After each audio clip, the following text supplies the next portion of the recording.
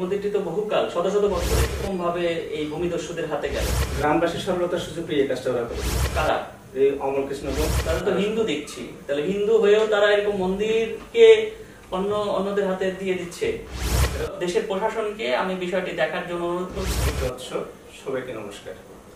হাটহাজারী পৌরসভার প্রাণকেন্দ্রে অবস্থিত শত শত বছরের পুরাতন জগন্নাথ দেব ঠাকুরের বিগ্রহ মন্দির। এই মন্দিরটি সনাতনী সম্প্রদায়ের জন্য অত্যন্ত পবিত্র ভূমি।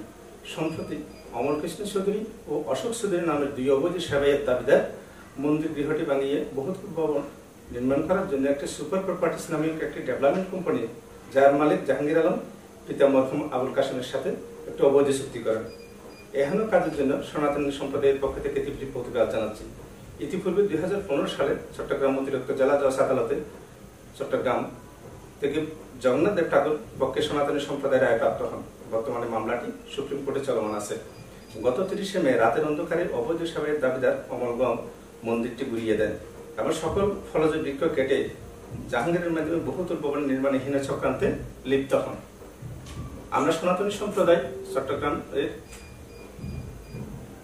হাটহাজারী পৌরসভার সদরে অবস্থিত চট্টগ্রামের সকল সম্প্রদায়ের মানুষ। মানে মন্দিরটির স্পেসিফিক জায়গাটি হাটহাজারী কোথায়?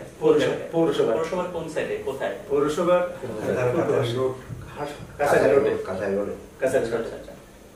কেন আমরা মাননীয় প্রধান উপদেষ্টা, ধর্ম উপদেষ্টা সহ সকলের আশীর্বাদ কামনা করিতেছি।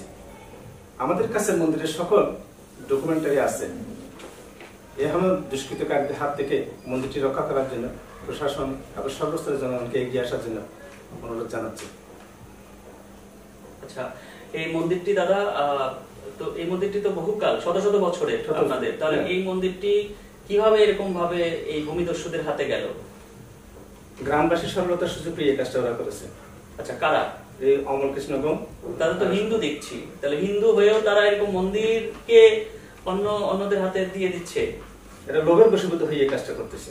আচ্ছা আচ্ছা, এটা এরা ধর্ম মানে না, এটা সনাতনী সম্প্রদায়ের একটা আবেগের জায়গা। এই জায়গাতে আঘাত করার জন্য এরা বিন্দু মাত্র চিন্তা করেনি। নাহলে এই মন্দিরে যেখানে রথ চলে সেখানে কিভাবে বহুতল ভবন নির্মাণ করা হয়? বহুতল ভবন কি করতে চায় তারা? এটা বাণিজ্যিক ভবন করবে। তাহলে তো ওখানে বাণিজ্যিক ভবন করলে মার্কেট করবে। তো মার্কেট করলে তো তাহলে অন্য ধর্মাবলম্বীদের তাদেরও ধর্মীয় প্রতিষ্ঠান হবে, আর দেখা যায় মন্দিরে ঘণ্টাবাদ্য বা পূজা পাঠের সমস্যা হইতে পারে, তখন অবশ্যই হবে। তো বিষয়টা আসলে খুবই দুঃখজনক একটা বিষয়। তো আপনারা কি চান? না, আপনারা যে বললেন যে প্রধান উপদেষ্টা বা বিভিন্ন উপদেষ্টারা যারা আছেন তাদের দৃষ্টি আকর্ষণ করছেন, কিন্তু আপনারা মূলত কি চান? আমরা চাই আমাদের এই প্রতিষ্ঠানটি পুনঃস্থাপন করা হোক। আচ্ছা, আবার আগের জায়গায় ফিরিয়ে আসুক। এখানে রথ চলুক, সনাতনী সম্প্রদায়ের ভক্ত নারী বিন্দু এখানে আসে মহামিলনে আবদ্ধ হোক। আচ্ছা, 12 সালে যে হাটহাজারীর প্রায় মন্দিরগুলো যে সাম্প্রদায়িক আক্রমণে বিধ্বস্ত হয়, ওই সময় তো এই মন্দিরটিও হয়। তাহলে ওই সময় তো আমার জানা মতে যে বিভিন্ন মন্দিরগুলো যারা আছে তারা সাহায্যের টাকা পেয়েছিল, এই মন্দিরেও কি টাকা পেয়েছিল বা সেই টাকা কি হয়েছে? এই মন্দিরে প্রায় 15 লক্ষ টাকা পেয়েছে অনুদান। তো সেই টাকা কোথায়? এরা যখন কাজ করতে এসে এদেরকে কাজ করার জন্য দেন, এদেরকে তাড়িয়ে দেওয়া হয়। বর্তমানে ওই টাকাগুলো সরকারি কোষাগারে ফুরিয়ে আছে। কিন্তু ওই সময় 12 সালে যতগুলো মন্দির হাটহাজারীতে ক্ষতিগ্রস্ত হয়, সীতাকালী মন্দির, লোকনাথ মন্দির, রাম ঠাকুরের মন্দির, জগন্নাথ মন্দির, এই নন্দীরহাটে বা বিভিন্ন জায়গায় যে হাটহাজারীতে বা হাটহাজারী সীতাকালী মন্দির, সেই সবগুলোই তো পুনর্নির্মাণ হয়েছে। এমনকি ওই যে রাস্তার পাশে যে মগধেশ্বরী মন্দির বা নন্দীরহাটের মগধেশ্বরী মন্দির, কালী মন্দিরটা অনেক সুন্দর করে হয়েছে। শুধু এই মন্দিরটি বোধহয় বাকি আছে। শুধু এটাই বাকি আছে, এটাই করতে দেন এদের কারণে। তো এরকম একটা সমস্যা, জাজ্জলমান সমস্যা, তো ওখানে কি পূজা পাঠ হচ্ছে না? না, এখন আর কোন পূজা পাঠ কত সাল থেকে হচ্ছে না? এটা 2012 সাল থেকে পূজা পাঠ করতে দিচ্ছে না। তাহলে আপনারা কেন এর আগে থেকে এরকম, যেমন আমরা কেন এটা নতুন, এই যে আজকে আপনাদের মাধ্যমে জানলাম, এটা আগে থেকে কেন জানি না? আমরা এটা আদালতের প্রতি আমরা শ্রদ্ধাশীল। আদালতের রায়ের জন্য আমরা অপেক্ষা করতেছি। চট্টগ্রাম জেলা জজ আদালতে আমরা রায়টা পেয়েছি, এরা আপিল করেছে। আমরা আশা করতেছি পরবর্তী রায়টাও আমাদের পক্ষে আসবে। আবার পুনরায় রথ চালিত হবে, আবার রথযাত্রা হবে। মূলত তারা কি যুক্তি দেখায়? তাদের তো কিছু যুক্তি আছে। তাদের যুক্তিটা কি? তারা হিন্দু হয়ে যখন মন্দিরকে বাণিজ্যিক ভবন করতে যাচ্ছে, তাদের পক্ষে যুক্তিটা কি? তারা ধরাকে সারা জ্ঞান করে এই কাজটা করতেছে। তারা ধর্ম মানে না, তারা যদি ধর্ম মানতো তাহলে এত বছরের পুরাতন মন্দির ভাঙার এত দুঃসাহস তারা দেখাতো না। এই দুঃসাহসের কারণে এখানে একটা সম্প্রীতি নষ্ট হওয়ার পুরো সম্ভাবনা রয়ে গেছে।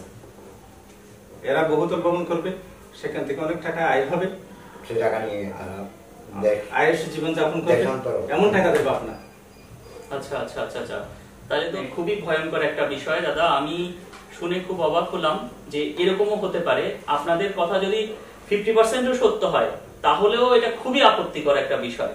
মানে আমি যদি ধরলাম যে না, এই কথাগুলো সব কথা ঠিক নেই কিন্তু যুক্তির খাতিরে, তাহলেও এটা তো প্রচন্ড আপত্তিকর যে দেবত্ব সম্পত্তি তো এইভাবে কাউকে লিজ দেওয়া বা এরকম দেওয়া সম্ভবই না। আর সেখানে বাণিজ্যিক এবং অন্যরা, অন্য ধর্মাবলম্বী ব্যক্তিরা, মানে এমন হতো যে মন্দিরের পক্ষ থেকে করছে, মন্দির করতেছে, মন্দির পরিচালনা করবে, তাহলে একটা তবু কোনো মতে কিছুটা হলেও মানা যায়, মানে পুরোপুরি না হলেও কিঞ্চিত পরিমাণ মানা যায়। কিন্তু এখানে তো আসলে কি বলা যে দেবত্ব সম্পত্তি কি করে অন্য ধর্মাবলম্বীরা বহুজাক তারা লিজ নিয়ে ভবন করে, এটাই তো বোধগম্য না।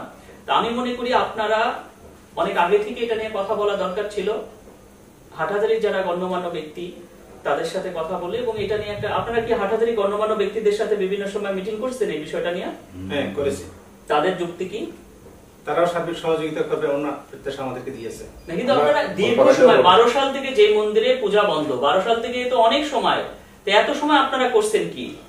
আমরা তো জানতেও পারি নাই যে হাটহাজারীতে এরকম একটা, খুব হাটহাজারী শহরে, থানা শহরের হাটহাজারী উপজেলার পাশে এত গুরুত্বপূর্ণ একটা স্থানে এরকম একটা মন্দির এরকম পড়ে আছে বা এরকম ভাবে দখল হয়ে আছে আপনাদের ভাষায় ভূমিদস্যুদের দ্বারা। তাহলে সেটা আমরা চট্টগ্রামের সনাতনী সম্প্রদায় যারা আছে আমরা তো জানিই না, তো এটা তো আপনাদেরও একটা ব্যর্থতা। হ্যাঁ, ওই ব্যর্থতাটা আমরা এভাবে স্বীকার করতেছি যে মামলার কারণে, যেহেতু মামলা চলতেছে, মামলার রায়ের জন্য আমরা অপেক্ষায় আছি। যেহেতু চট্টগ্রাম জেলা জজ আদালত থেকে আমরা রায়কে পেয়েছি। আচ্ছা, তাদের পক্ষে কি অনেক, মানে আপনি বললেন ভূমিদস্যু, তাদের পক্ষে কি অনেক বড় বড় ব্যক্তিরা তাদের সাথে আছে? আছে, ওদের একজন ঘনিষ্ঠ আত্মীয়ের সাথে আইন পেশায় জড়িত আছে। আচ্ছা, তিনি বিভিন্ন ভাবে এটা লবিং করে ব্যস্ত করতেছে। আচ্ছা, তিনিও কি হিন্দু? তিনি হিন্দু। তাহলে হিন্দু হয়ে তারা মন্দিরকে এটা করার, মানে শুধু ব্যক্তি স্বার্থে, তাহলে খুবই ভয়ঙ্কর ব্যাপার। এগুলো আমরা দূরে শুনছি কিন্তু সামনে পাইনি, যে এটা তো তাহলে চোখের সামনে এরকম ঘটনা দেখছি, কিন্তু অবাক হয়ে যাচ্ছি। আমি চাইবো যে এই মন্দির যেভাবে ছিল সেভাবেই যেন পূর্বের অবস্থায় ফেরত যায়, এবং দেশের প্রশাসনকে আমি বিষয়টি দেখার জন্য অনুরোধ করছি। এবং আমি চাইবো যে দাদা আপনারাও সক্রিয়ভাবে, আপনারা এলাকাবাসীও এই মন্দিরের পক্ষ হয়ে কাজ করবেন। সবকে আশা করি ভগবান আপনাদের কৃপা করবে এবং মন্দিরও পুনরুদ্ধার হবে। ধন্যবাদ।